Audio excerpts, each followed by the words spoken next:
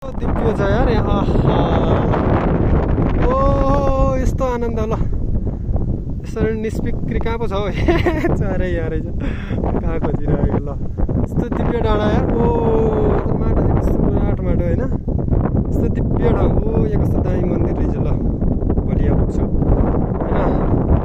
दिव्य दिव्य दिव्य पवित्र आहा ल यस्तो राम्रो ठाउँमा आइपुग्यो कि किनेको होइन। अब यहाँबाट जाने ठाउँ चाहिँ कहाँ थाहा छैन। म निक्लिनु पर्ने कहाँ पुग्नु पर्ने हो म बस्ने कहाँ पो यता नदेखिने रहेछ यार। फेरि उता उता डाँडामा पुगेर त्यो डाँडाबाट फेरि हिँड्दै हिँड्दै झर्दै झर्दै झर्दै खोजे खोज खोजे खोज खोजे खोज खोजे खोज कहाँ पुग्नु छ। म यता कता पुग्नु छ। ठिक छ पुग्छु। यस्तो राम्रो घाम मेरो क्यामेरामा चाहिँ क्लियर आएन। ए ल ल ल यस्तो सुन्दर छ देश नेपाल यार। भ्रष्ट नेताहरूले चोर नेताहरूले सब खाइसकेर पो त। हेर्नु टुरिज्म हबको लागि त यस्तो खतरा छ यहाँ। यति धेरै होटल रहेछ कि म ठिस भयो क्या। यो जति देखिएका घरहरू छन् सब होटल क्या कटेज भिल्लाहरू होइन। ल यस्तो दामी ठाउँ छ यहाँ होइन।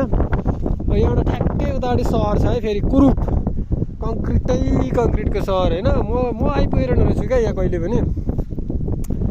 म यहाँ बस्छु 1-1.5 महिना यही ठाउँमा यही गाउँमा होइन। अनि त्यतिखेर मलाई यो मेमोरीको लागि मैले भिडियो बनाएको हो। तपाईँहरू कहाँबाट हेर्नुहुन्छ मेरो युट्युबमा म कहिले हाल्छु थाहा छैन। आज फागुन 14 गते 82 साल होइन। म कहिले हाल्छु चाहिँ मलाई थाहा छैन। तर मैले डेट सहित राखिरहेको छु मैले मेमोरीको लागि। पछि 10 वर्ष पछाडि म यहाँ पुगेको थिएँ कस्तो हुन्छ यो ठाउँ भनेर मेमोरीको लागि। तपाईँहरू कहाँबाट हेर्नुहुन्छ मेरो भिडियो एकचोटि कमेन्ट गर्नु होला। हेर्नेहरूलाई होइन कम्पलसरी छैन फेरि हेर्नलाई होइन। तर नेपाल यस्तो छ है। मेरो यो नर्मल क्यामेराले भन्दा यस्तो दिव्य देखिएछ कि मेरो आँखाले भोकुरै नगरौँ। यो कहाँ जाने बाटो रहेछ। भोलि म यहाँ पुग्छु यो मन्दिरमा पुग्छु। यो बाटो आएर आज अलि लेट हुने बाटो पनि थाहा छैन। ए गल्ली गल्ली गर्नु पुगिन्छ होला। पाहाडको बाटो यस्तै हो होइन। ठिक छ कङ्क्रिटको सहर यस्तो छ यतापट्टि फेरि कुरूप सहर। मान्छे बस्दैन नि यहाँ फेरि गिद्ध मात्रै बस्छन्। कहिले मान्छे मर्छ र सिनु खाउँ भनेर कुरेको आयो। एक घरले अर्को घरलाई गिद्धहरू बस्ने ठाउँ हो यो चाहिँ होइन। यसलाई म मान्छे भन्दिनँ मान्छे बस्ने ठाउँ भन्दिनँ। मानवता छैन होइन। मानवतै बिगारको सहर हो क्या। त्यही भएर मैले गिद्ध भनेको। पशुमा मानवता हुन्न नि त पशुमा हृदय हुन्न नि त। र पनि पशुमा मान्छे मतलब यस्तो यो तरिकाले भनेको है फेरि मान्छेभन्दा बढी हृदय चाहिँ हुन्छ। तर हामीले देख्दैनौँ नि त। पशु बोल्न जान्दैन बोल्न सक्दैन भन्छौँ होइन। बोल्न सक्ने मान्छेले बिगारेको हो नि त यो।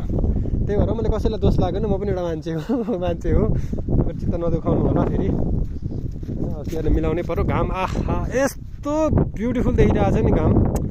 ओ सेट यार एउटा क्यामेरा किन्नुपर्ने छ यार। मलाई एउटा क्यामेरा कसैले गिफ्ट गरिदिए नि हुन्थ्यो नि यार। थाइल्यान्डतिरबाट मेरो एकदम भिडियो हेर्नुहुन्छ थाइल्यान्डबाट हेर्ने मान्छेहरूले एउटा मलाई क्यामेरा गिफ्ट गरिदिन्छ। अझै बचाएर मैले मागिदिइरहेको छु। एनिवे ठिक छ राम्रो छ नेपाल एकदम राम्रो छ। विदेशबाट हेर्नुहुन्छ भने हेर्नु भएको छ विदेशी साथीहरूले नेपाली तर विदेशतिर बस्ने पुर्खौँदेखि विदेशमा बस्नु भएको छ। कोही भने ऐसे अब यो फुल्दै छ तल मैले फुलेको देखेको थिएँ यहाँ चाहिँ रहेन रहेछ। यस्तो हावा चलिरहेको छ यस्तो मिठो वातावरण छ नि यहाँ बकुरै नगरौँ होइन। लाक्स लागिरहेको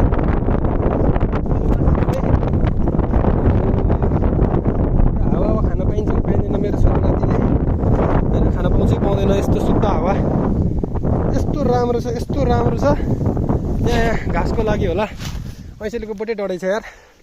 अहिले कुद्दै आएको थिएँ म। अहिले चाहिँ हिँड्दै जानु पऱ्यो उकालो छ यस्तो राम्रो यस्तो ओहो ल खायो बादलले आधी मात्रै घाम देखायो होइन। एउटा बाटो छ तल त्यो बाटोभन्दा उता पुग्नुपर्ने छ। म 3 किलोमिटर रहेछ। अब 3 किलोमिटर जान 3 किलोमिटर आउन 6 किलोमिटर आधी घन्टामा आइपुगेँ थिएँ।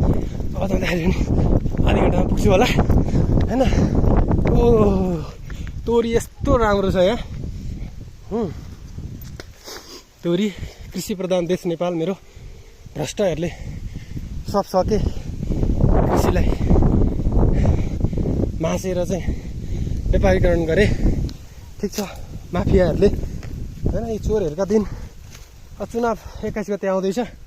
म त भोट हाल्दिनँ। तपाईँहरू भोट हाल्नुहोस्। बरु देश बालनले बेच्दियोस् रविले बेच्दियोस् तर यो केपी शेरबहादुर र प्रचण्डका गुटेहरूलाई नसुम्पिनु होला देश, बरु बेच्दियोस्, भारतलाई बेच्दियोस्, अमेरिकालाई बेच्दियोस्,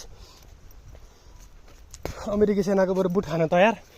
तर यो केपी यस्तो राम्रो छ तोरिया, ओहो यस्तो दिव्य। केपी शेरबहादुर र प्रचण्डको हातमा देश नजाओस्, यिनीहरूले कुनै पनि हालतमा नजितुन् होइन। यहाँ टावर रहेछ केपीको समृद्धि, अहिले म बाटो पनि देखाउँछु होइन। यो डाँडामा टावर बनाएको छ, बाटो हेर्नुहुन्छ नि यस्तो कुरूप छ कि धुलै छ बाटो। यहाँ कब्रिस्तान रहेछ एउटा, आत्माले शान्ति पाओस् जसको जे नै भयो भने है। यहाँ पानट्याङ्की भयो क्या, डोनेट बाहिर रहेछ यो पनि, बाहिरी संस्थाले बनाएको पानट्याङ्की रहेछ। सरी मैले कब्रिस्तान भने होइन।